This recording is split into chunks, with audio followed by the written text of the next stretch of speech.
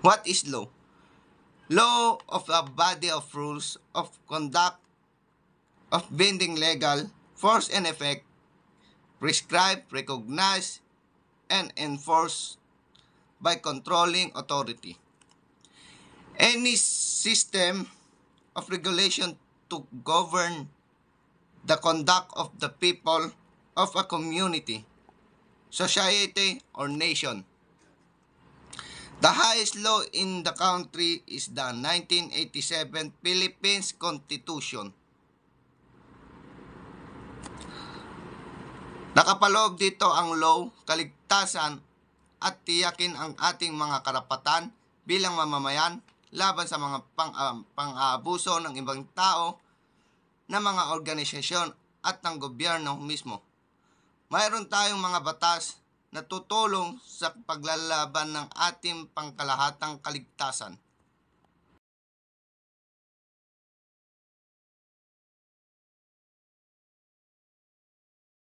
Good afternoon, everyone.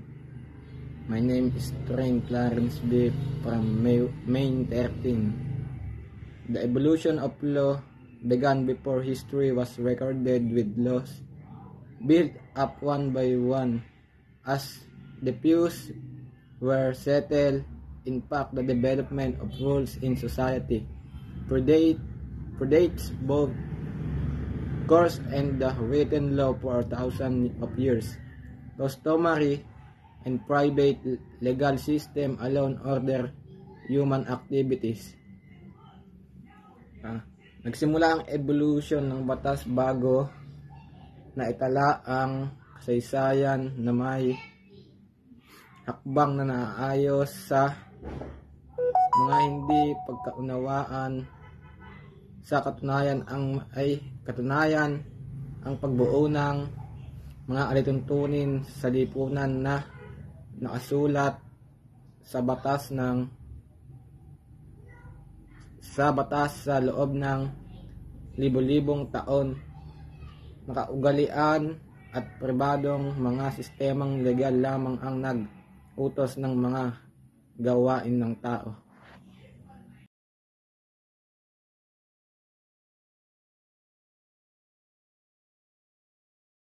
While this law varied between tribes and regions, some common principles and practices can be identified.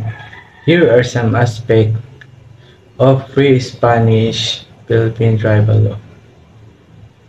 Number 1. Oral tradition law were passed down through generation orally.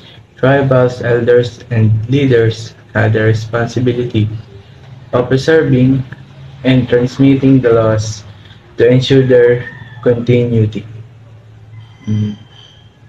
Ang mga batas ay pinasa sa mga henerasyon ng pasalit-salit. Ang mga matatanda at pinuno ng tribo ay pananagutan sa nangangalaga at paghahatid ng mga batas upang matiyak ang kanilang pagpapatuloy. Common principles and practices can be identified. Here are some aspects of pre-Spanish Philippine tribal law. Number 1. Oral tradition law were passed down through generation orally. Tribal elders and leaders had the responsibility of preserving and transmitting the laws to ensure their continuity. Ang mga batas ay pinasa sa mga henerasyon ng pasalit-salit. Ang mga matatanda at pinuno ng tribo ay pananagutan sa nangangalaga at paghahatid ng mga batas upang matiyak ang kanilang pagpapatuloy. Customary laws. Pre-Spanish tribe had customary laws which were based on traditional knowledge, practices, and beliefs. This law covered various aspects of social life including marriage, inheritance, land rights, and dispute resolutions. Ang mga tribong bago ang Espanyol ay may mga kaugaliang batas na nakabatay sa tradisyon na kaalaman, kasanayan, at paniniwala. Ang mga batas na ito ay sumasaklaw sa iba't ibang aspekto ng buhay, panlipunan, kabilang ang kasal, mana, mga karapatan sa lupa, at paglutas ng hindi pagkakaunawaan.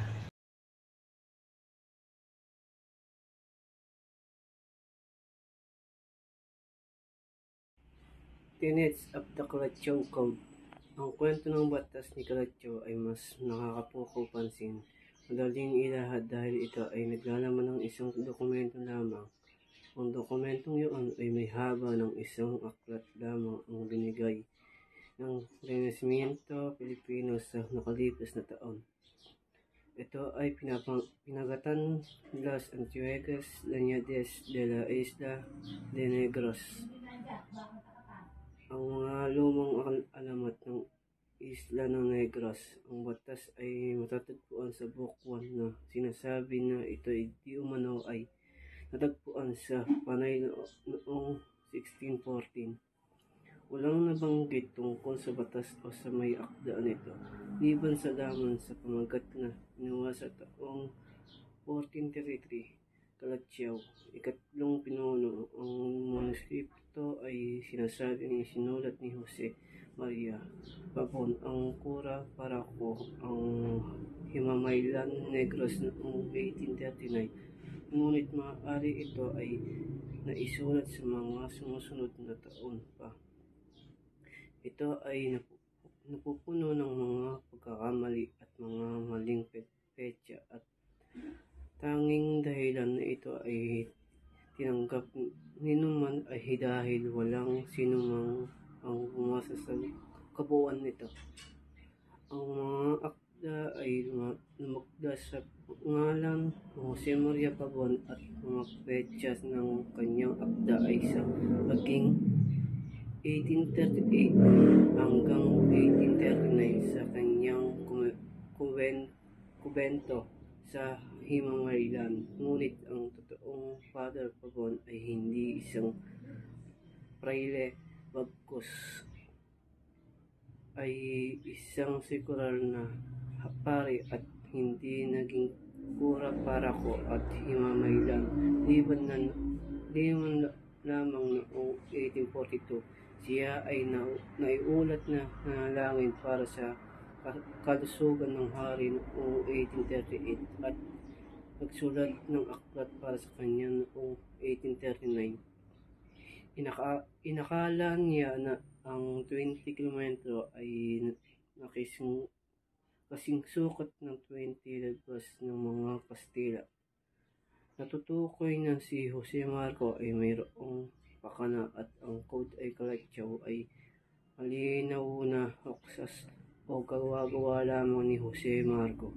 Si Jose Marco ang isa sa mga pinakamatinding misteryo sa histrapiya ng Pilipinas.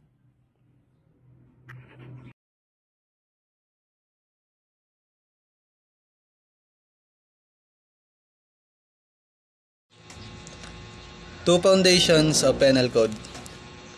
They are the classical viewpoints of the penal code and the positivist viewpoint of the penal code.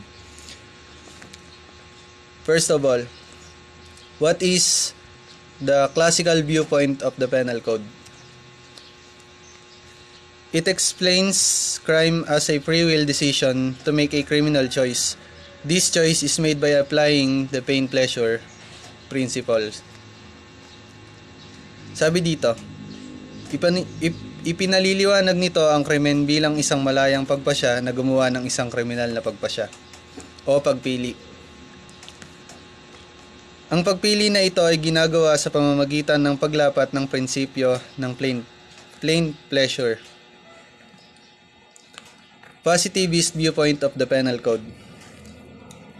The positivist viewed as that the classical method considered the offender as an abstract being and prefixing for him through a series of hard and fast rules a great multitude of penalties with scant regards to the human element. Ang positivist ay inilalahad na ang klasikal na pamamaraan ay sinasaalang-alang ang nagkasala bilang isang abstract na tao at ang prefixing para sa kanya. sa pamamagitan ng isang serye na mahirap at mabilis na panuntunan o mga panuntunan.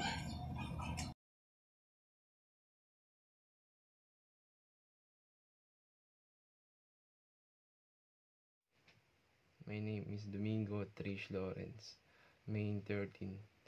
My report is about the 3 characteristics of criminal law. Number 1 is generality. Number 2, territoriality. The last one is prospectivity. Number 1, generality. It means that criminal law is binding on all persons who live or sojourn in the Philippine territory. Ang generality ng criminal law ay nagpapahiwatig ng batas ay may iral para sa lahat ng tao na naninirahan o bumibisita sa teritoryo ng Pilipinas. Ito ay naglalaman ng mga patakaran na dapat sundin ng lahat, ano man ang kanilang estado o pinagmulan. Number 2, territoriality. It states the criminal law undertakes to punish crimes committed in the Philippine territory with the exemptions provided under Article 2 of the Revised Penal Code. Sa ilalim ng prinsipyo ng territoriality, ang criminal law ay naglalayong parusahan ng mga krimen na nagaganap sa teritoryo ng Pilipinas. Maliban sa ilang exemptions na itinakda sa Article 2 ng Revised Penal Code, ito ay nagpapakita ng hangganan kung saan ang batas ay epektibo sa naaayon sa teritoryo ng bansa. Number 3, the last one, prospectivity. It provides that it cannot make an act punishable in a manner in which it was not punishable when committed. Example, post facto law. Those crimes are punished under the laws in force at the time of their commission. Ang prospectivity ay nangangahulugan ang batas ay hindi maaaring gawing parusa ang isang gawain sa isang paraan na hindi ito parusa nung ito'y sinasagawa. Halimbawa, post facto law. Sa ganitong paraan, ang mga krimen ay parusahan base sa mga batas na umiiral ng oras ng kanilang pagkakasagawa. Ito ay naglalaman ng prinsipyo, pagiging makatarungan at hindi pabor sa retroactive na parusa.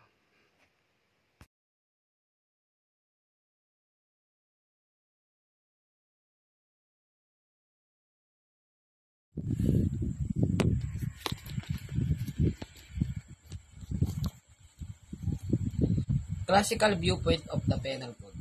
The foremost principle of the Penal Code is that the basis of criminal liability is human free will and purpose of penalty in retribution. Ang classical viewpoint of the Penal Code sa kadalasang nauugnay sa panahong Enlightenment at sa mga legal na pilosopo tulad ni Cesar Beccaria at Jeremy Bentham ay isang pananaw sa batas, kriminal at parusa. Bibigay diin sa ilang mahalagang prinsipyo. Positivist viewpoint of Penal Code. The positivist view that the classical method considered the offender as an abstract being and prefixing for him through a series of hard and fast rules, a great multitude of penalties with scant regard to the human element. Yung positivist viewpoint and penal code ay kumakatawad sa ibang diskarte sa pagpaunawa sa kriminal, pag-ugali at parusa kumpara sa classical viewpoint. Ito ay lumitaw noong huling bahagi ng ika-19 at unang bahagi ng ika-20 siglo at nauugnay sa mga nag-iisip tulad ni Cesar Lombroso at Emile Durkheim. Narito ang mga pangunahing tumpok ng positivist viewpoint.